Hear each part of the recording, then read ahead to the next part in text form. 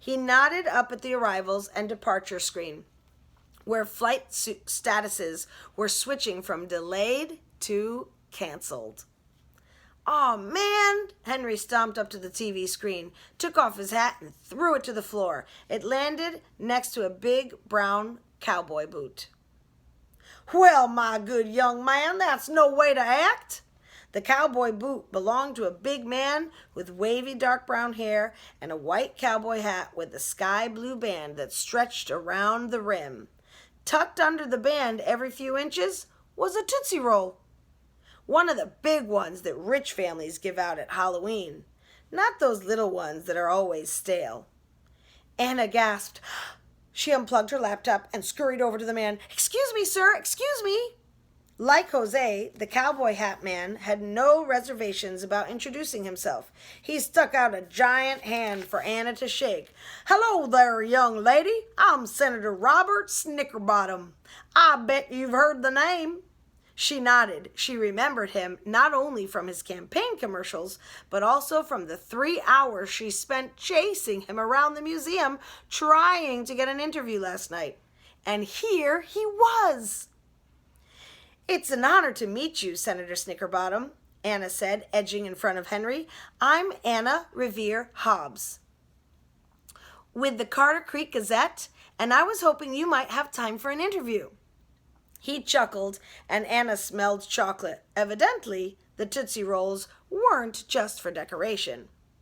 "Oh, no, little missy," Snickerbottom said. "I need to get a move on. Campaign keeps me busy. Earl, where are Chuck and Joe? And when's our plane boarding?" Earl stepped forward, wearing an oversized cowboy hat that kept sliding down over his eyes. "They're getting food." He pointed towards 2 burly men over at the Cinnabunny stand nearby. "As for the flight, not any time soon." Earl pushed up his cowboy hat, and then Anna could see his face. He looked a lot like Snickerbottom, only shorter and scrawnier, like Snickerbottom might look if he shrank 8 inches and went a few weeks eating nothing but salad.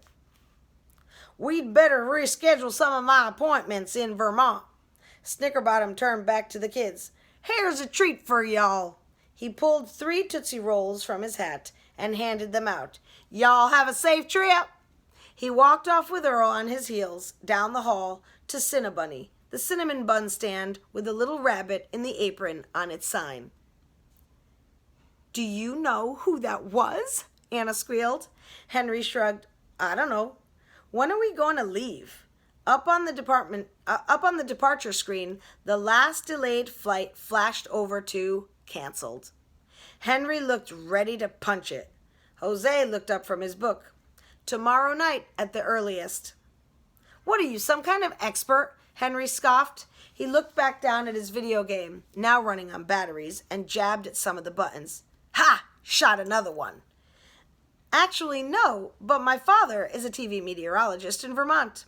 Jose nodded towards a tall, thin man with red hair, red cheeks, and glasses like Jose's, rushing towards the CNN monitor near the ticket counter.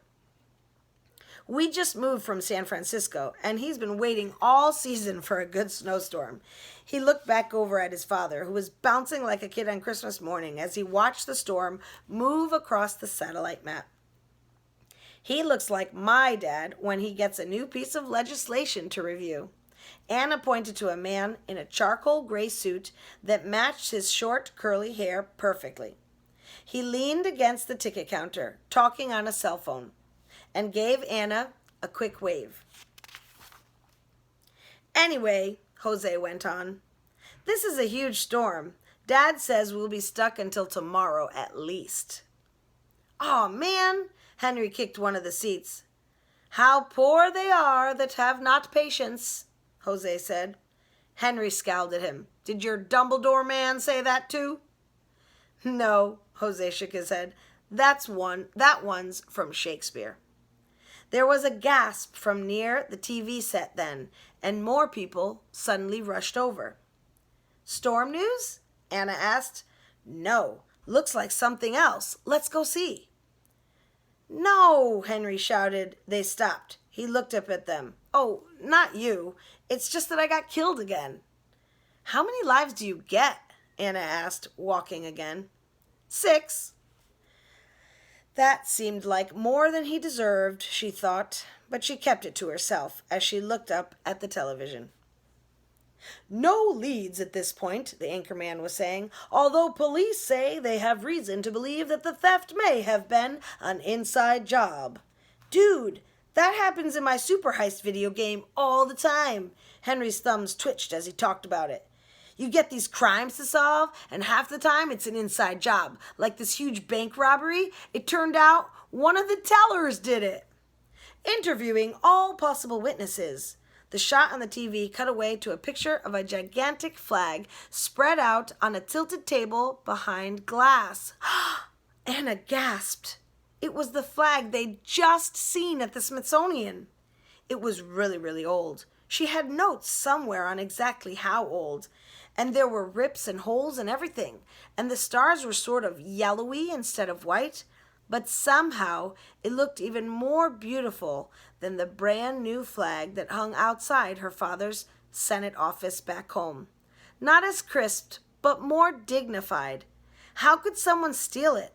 Anna imagined her mother watching this news at home, fingering the silver jaguar at her neck, as she always did when she read about an art thief or something.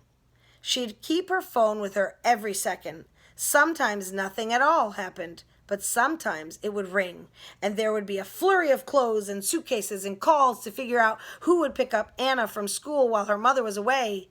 It had been happening as long as Anna could remember. Whenever Anna asked about it, all her mother would say was that the jaguar necklace, passed down from Grandma Revere, meant she was part of a group called the Silver Jaguar Society, whose members were descendants of the world's most creative minds and who had accepted a promise to protect the work of their ancestors however they could. Anna always wanted to know more. Who else was in this society? Were there meetings? What did they do on those trips? But the questions piled up like snowdrifts, unanswered. Her mother promised Anna would learn more when she was older. For now, she said, Anna's job for the society was to be good and do her homework and help Dad clean up after dinner. If anyone asked her, Mom was just on a business trip. So Anna would do her homework and help with dishes, but she also kept a special notebook for those times. Since her mom never shared details of her secret trips, Anna made them up. She filled pages with her own imagined Silver Jaguar Society missions, chasing down bad guys through the streets of exotic cities like Paris and Rome, or wherever she guessed her mom might be. Sometimes Anna wished her mom would just quit. Even though it was an honor, nobody had to be in the society, her mom said, but mostly Anna wished she were old enough to be packing secret suitcases too. Anna looked out the airport window, where the world swirled in white. Her mom certainly couldn't travel in this weather. She turned her attention back to the TV. And officials at the Smithsonian are asking anyone with information to come forward immediately. A woman with long black hair appeared on screen, looking all teary-eyed. Mom! Jose whipped around to his father, who held up a finger for him to wait.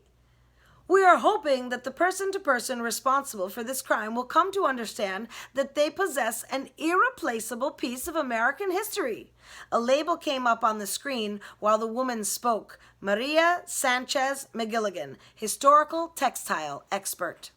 It could be destroyed very easily if it's not kept under certain atmospheric conditions.